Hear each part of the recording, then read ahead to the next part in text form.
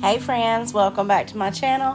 My name is Susie, and in today's video we're going to be doing some fun spring thrift flips. Going to show you a little sneak peek now, and if you want to stick around to see what we come up with today, I would love to have you. So thanks for watching.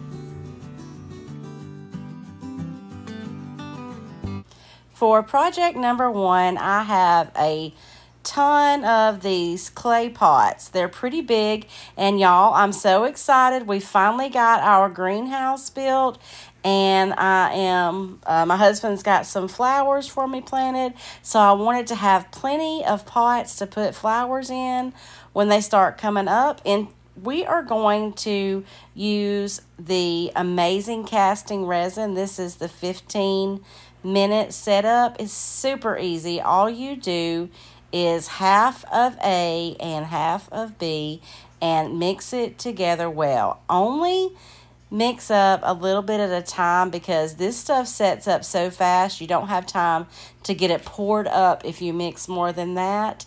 So I'm going to stir this really well for a full minute, and then I'm going to pour up some of the molds that I want to use. You want to pour really slow so as not to over pour. Overpouring is not the worst thing that happened. You can fix it. It's just waste your resin. So pour slowly, and then I always use my little stick to even it out. As you can see, I have my curious little helper with me. Didn't want him ingesting any of the resin, so I did put him up for a little while. Anyway, you just use your little stick and smooth it out. Make sure it goes to all the ends. And I wanted to make sure it got all of that fern. And I poured up a few more. And this is after just a couple of minutes here. And this is about after 9 or 10 minutes. I wanted to use these while they were still a little bit pliable. Now, you can always use air dry clay that's pliable and easy to put on round surfaces. But I wanted to use the resin because these will probably be out on my porch a lot this summer. And if you know anything about Alabama humidity, it is brutal, and I thought that the resin would probably hold up better outside. So while these are still a little pliable, I'm going to go ahead and put them on my clay pots. I can still kind of push them around a little bit. So I'm going to use some Gorilla Glue to glue these on here, and then I just put the glue on the back and rub it all over the back of the mold. Put it where I want it, and in this case, I did not want it to move around while it dried, so I'm going to use just a little bit of painter's tape, and I'm going to hold these mushrooms down with the tape so they don't slide around on my pot. And then I am just going to let them dry overnight, and I'm going to do the same thing on the other one with the fern, the dragonfly, and the little salamander lizard that I did.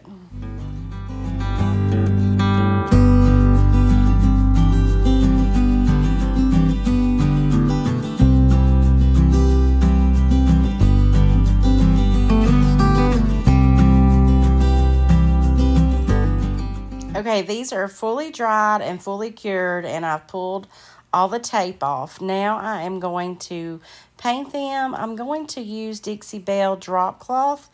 And when I first start painting over the molds, you'll want to kind of stipple a little bit to get in all the details of the molds. And I think I did 2 coats on both of these pots, like I said, stippling over the molds really well. And then I even come back with a small detail brush and was able to get up really close to them. I didn't want any of the terracotta pot showing through, so I got both of these covered up with 2 coats of paint before moving on to the next step.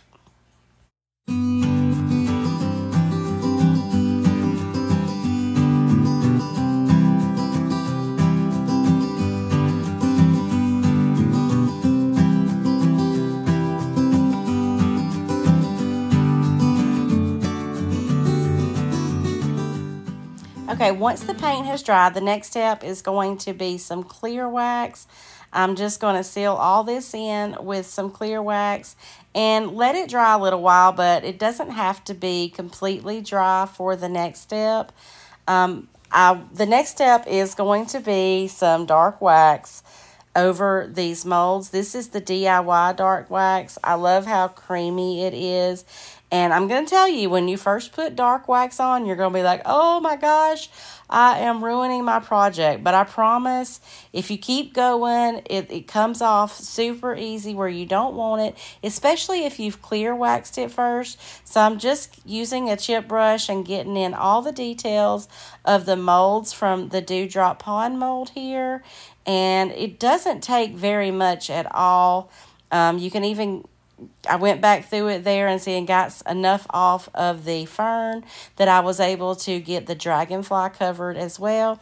And then I'm going to go back with a paper towel and then wipe back all the excess, bringing back some of that drop cloth color from underneath, but that dark wax staying down in the details of the mold. And I just love how the dark wax looks on these molds. They just look so high end, and I just really love it. So I'm going to continue to go over the entire pot with this dark wax and then wiping it back off.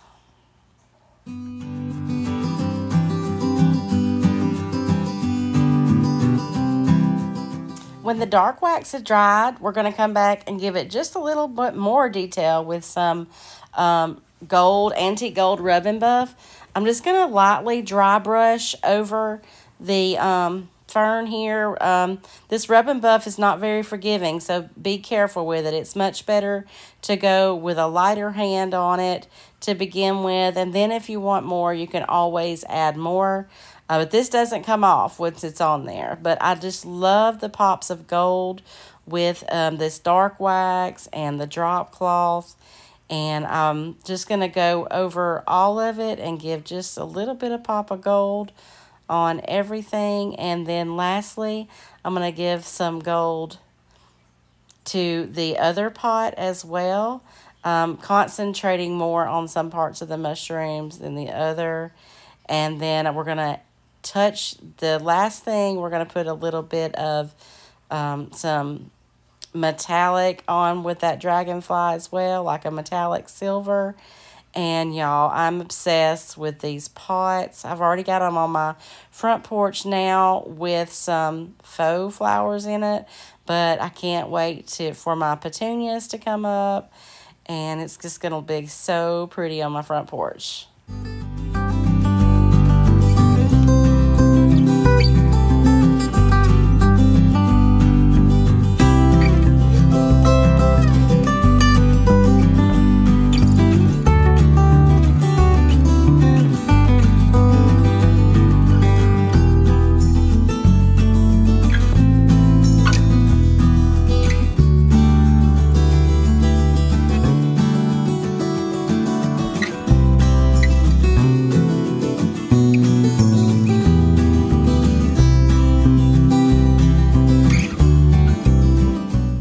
For our next project, I got this sign at a yard sale last year.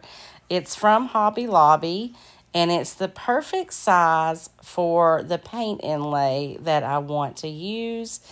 I love this rooster, and he fits perfectly in this frame. And I gotta tell y'all, I've been doing these paint inlays for a while, and I think I finally got it mastered. So I'm be using some CC Caldwell's clay-based paint. This is the color Alabaster. I'm going to cover the entire thing. At first, I was just going to do the black part and leave the frame, the wood, but then I decided I didn't like the tone of the wood, and so I went ahead and painted the entire thing with 2 coats of this Alabaster paint, and before we move on to the paint inlay.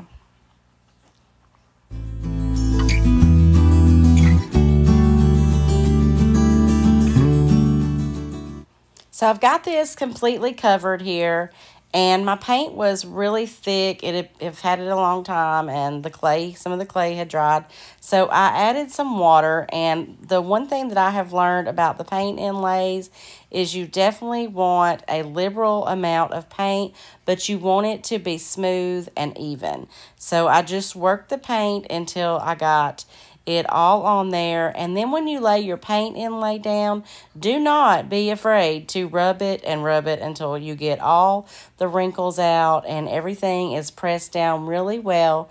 That's what I'm doing here. I think when I first started doing them, I was afraid I was going to tear it or mess it up or something, but that is definitely not the case. After I use my fingers and get it all pressed down, I even take my brayer and I make sure that every little bit of the paint inlay is contacting the paint so that it will transfer into the paint. So now I'm going to wet it really well, and then I am going to take a rag. I dab up all of the wetness and make sure again that every bit of the inlay has been wet so it has a chance to get in the paint.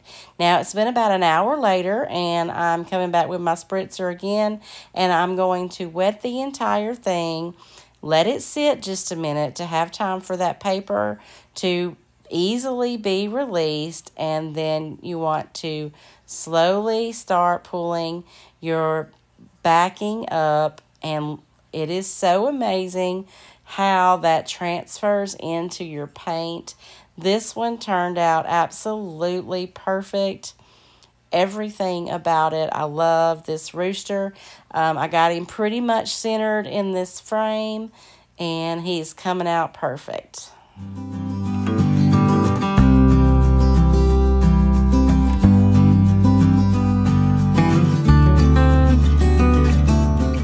After the paint inlays dry, I'm going to spritz some half water-based sealer and half water on it. You can't just come in and start rubbing a top coat or a wax on a paint inlay. It'll reactivate it and it'll smear. So you spray it on here and let it dry really well, and that'll set your inlay so you can seal it a little bit later. Now for the frame, I decided I wanted to dry brush on a little bit of this Dixie Belle Gravel Road. It matches the colors in the inlay.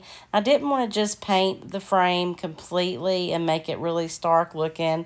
I wanted to stick with the weathered and the rustic kind of look, so I just dry brushed on that gray, and then once the inlay has set, then you can take your sealer and seal it over really good. So I did one coat of a top coat, and now look how this has turned out. I've actually got it hanging on my porch with my planters.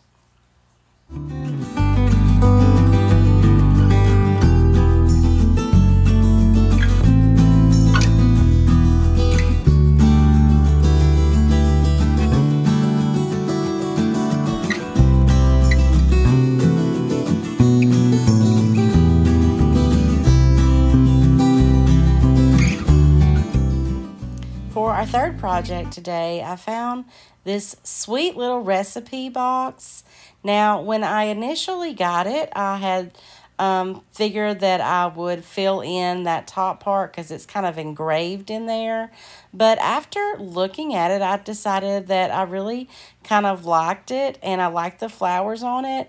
And I had previously made some molds with some resin, and anytime I pour more up than I need, I always save them because you don't want to waste your resin you've already made. So these worked perfectly with the flowers on the top. So I'm just going to glue them on with some Gorilla Glue and a little bit of hot glue, so I'll have some instant hold and I can go ahead and start painting this project. And I'm going to use the same drop cloth that I used earlier on the terracotta pots to paint this little recipe box. I'm going to paint it inside, outside, front, back, everything with 2 coats of Dixie Belle drop cloth.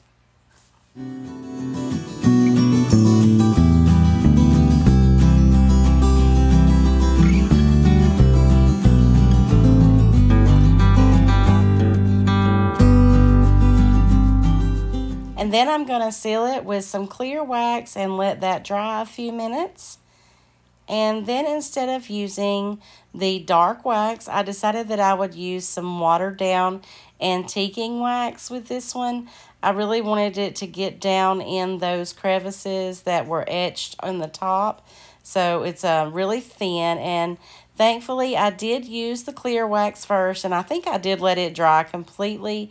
And that way I have much more control over this antiquing wax. And I was still a little bit nervous because it went on super dark, but I just kept you know, rubbing on it and pulling it back off and getting it in all the details until I got it the way that I liked it. And I used a smaller brush to get it out of any cracks that I didn't want it in. And I just kept playing with that until I got it how I liked it. And I still felt like that it needed lightened up just a little bit. So after I get the wax on like I want it, I am going to come back again with the drop cloth and just dry brush some over the top. But I really wanted to get this antiquing wax down in all those details that you see there on the top. So I just kept working with it until I got it like I wanted it.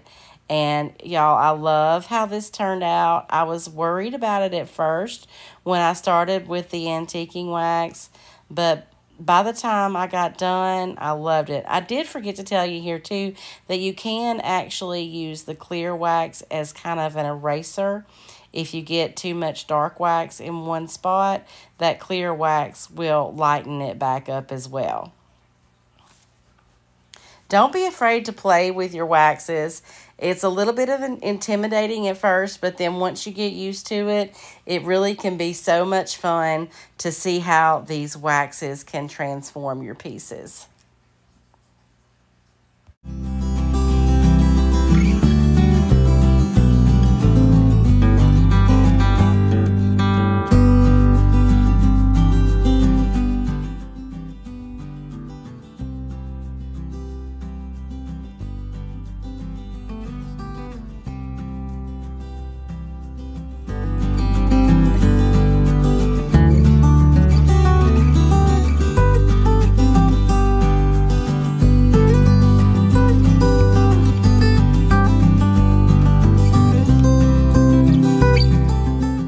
This last project is going to be super easy.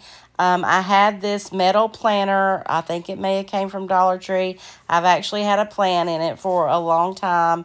Nacho decided to knock the plant over, so I figured while it's emptied, I would zhuzh it up a little bit. And I wanted to use the butterflies and the Melange pages, but I remember that I had this entomology and it had lots of moths and butterflies, so I decided to save the other one for a bigger project that I am hoping to get started on soon. But this one had plenty of these moths and butterflies, so I'm just gonna I cleaned it off, and I'm going to put these transfers all over this galvanized metal planter.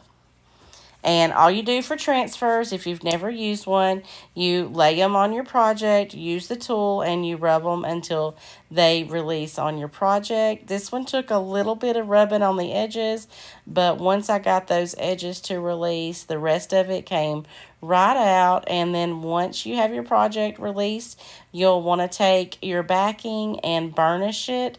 Just rub it with the backing just to make sure that everything is down well and makes it permanent. You can seal over them. This one I did off camera, put a coat of a clear coat sealer over it since it would be outside in the humidity. I wanted it to hold up with a plant in it. And I just continued to put these all over it until I got it how I want it to look.